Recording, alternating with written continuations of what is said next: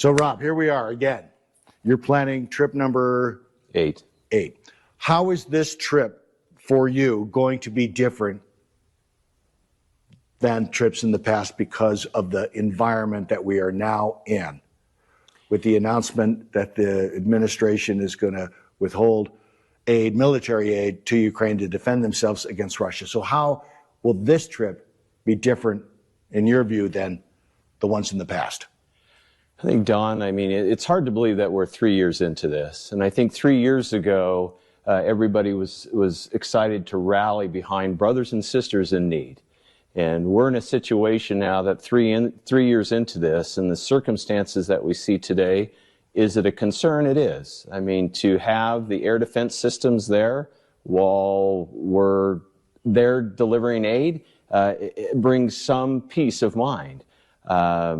The situation last time, as you know, when we were there in November, 6 ballistic missiles were shot out of the sky the day we were in Dnipro. Is that a concern this time? Yes. But the point I would make is we still have brothers and sisters in need. We have folks that are desperately in need of the aid. And I think right now, this is their darkest hour.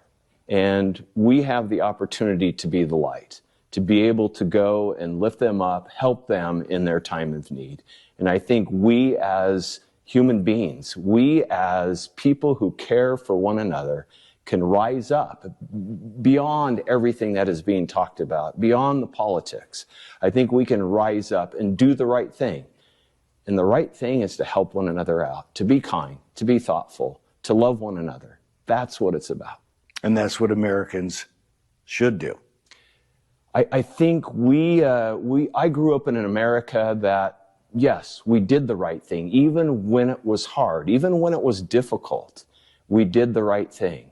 But that's what makes us proud as Americans, that we stand up for truth. We stand up for that which is right.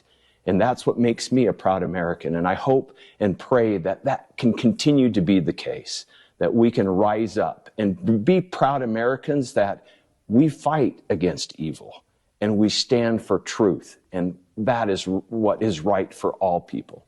So in the last 2.5 years, we've had dozens of refugee families from Ukraine come here on protective status. And when talking with them, even this last Sunday, a lot of them are worried. Worried that they are one executive order away from being told to go back to Ukraine, where the war is still ongoing, where their homes have been destroyed, their livelihood. These people had to grab their children, a few belongings in the middle of the night and flee their country. And it impacts us as a church. Our drummer, our bass guitar player, a part of our worship worship team, our choir, even the Sunday school classes, they have their children are in there. And these refugees came here to this country where they didn't just sit around and waited for help. They found jobs. They have a place to rent. Their children are learning English. One of the things that's very touching is one of the first families that came, the first family refugee that came to our church, when they came here and we were collecting humanitarian aid, they were there, shoulder to shoulder with us, putting together aid for the other people that are still suffering in Ukraine. So it does impact us a lot as a church. I think as a state, as a community, they've been a blessing to us. And they're trying really hard to assimilate, but that they're anxious and they're worried what will happen tomorrow, just because everything is so fluid. What do you pray for? I pray that since they've already started to put their roots into this country, that they would, that things would settle in such a way that they can remain in this state, part of our church. 4 of our deacons are refugees from Ukraine, and they've been helping other refugees and even other parts of our church.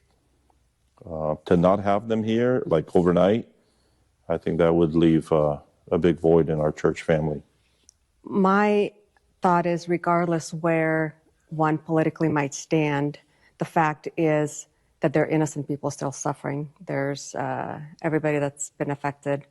There's elderly deep in the woods. There's people in the front lines, children. that have been affected. And the fact is that we will continue to send help and support Ukraine no matter what the noise is around us. And I wish we would be reminded that compassion has no boundaries. And Don, the point that I would like to stress is that all Ukrainian people want and desire deeply the end to the war, that the war stops. But what's so important, I think, is that for Ukrainian people is that the peace is long-lasting, and it's not just a quick fix, because there's a lot of concern that if it's a quick fix, that Russia can rebuild its military during the peace and then attack again, as Russia showed that during the original attack in 2022, they planned on a full invasion of Ukraine as they tried to capture Kyiv and a lot of airports. Russia has broken 25 times treaties and agreements about ceasefire and about recognizing territorial independence of Ukraine. So I think it's very reasonable and justifiable that Ukrainian people and Ukrainian president does not trust when Russia says that we are willing to stop and we are willing to have peace. So what is so important is not just the stop to the end of the war, but the guarantees for the long-term peace. You have friends and family Yes. still in Ukraine. Yes. Speak to that. Your friends and They're family. scared. They're very much concerned because they don't know what the future holds. They don't know if this will continue indefinitely or if there's a short peace and then even a stronger war will happen afterward, like after a little bit of time. So a lot of concerns. Talk about the support that you've received in the Treasure Valley here in Idaho for the Ukrainian people. Don, before I begin, I would like to thank you, actually. Say thank you. Thank you, Idaho, for the support, for standing with Ukraine, for being with this effort to help Ukrainians for the last 3 years. I would like to say thank you to every person in Idaho who was here, who was working, who was standing with Ukraine for the last 3 years. Also to every organization, to every business that contributed humanitarian aid for the relief. Also as the churches and a lot of charitable organizations were involved, I would like to say big thank you. We got united by this issue here in Idaho. When we opened up the door, we saw very many different people coming through the door bringing humanitarian aid.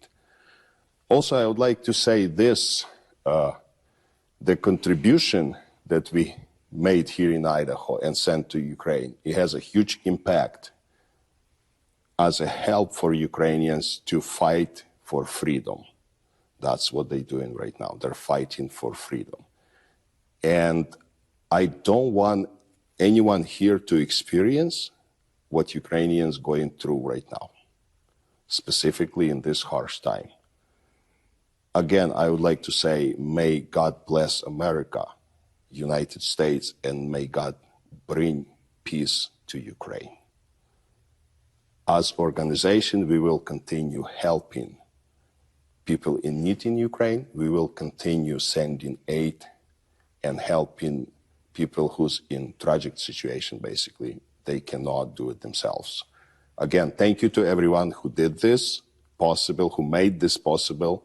As much as we could help, and let's get united and keep doing what we were doing from day one. I have been to Ukraine with my brother Rob. I've seen the suffering and the destruction in this unprovoked invasion upon that country.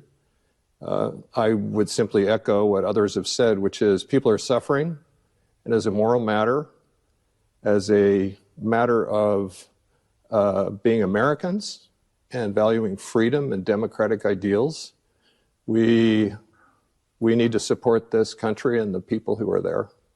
We have fought for freedom and democratic values ourselves against a king, dictator, And if anyone should identify with what's happening in Ukraine, we should. And historically, we as a country have done our best to help our friends who have been attacked and whose democratic values and freedom have been put at risk by tyrants, dictators. And so, like our friends here, we hope for an end of this war, but it has to come with security guarantees for peace. And we're at a major crossroads right now. Definitely. Yeah. Definitely. And the uncertainty is just sad and unfortunate. And people are worried, as Daniel says. People are worried. We're worried. I worry for my brother going back to Ukraine. I worry for myself if I join him. The fact is that we've helped Ukraine basically defend itself. Most of the spending has been devoted to defense, shooting missiles out of the air with our Patriot missile defense systems. Most of the dollars that have been spent, a good portion of the dollars have been spent in the United States, stimulating our economy. What's the one thing you, from your knowledge of the country and being over there, what's the one thing that you take back, that you bring back here to the U.S. by saying, like I don't know, there could be a story, could be a child, could be a food line. What's that one thing that's really stuck with you that you brought back, that you want to share with other people here? I think the thing that strikes me the most is that these people are hopeful, they're cheerful, they still have a sense of humor, they're nervous, they're anxious, but they still look for the best. And the people that we have been with are strong, religious, Christian people. This is a Christian country. And one of the things that I think that has been notable, at least in my experience, is that they truly believe that God will protect them. They truly believe that God is on their side. I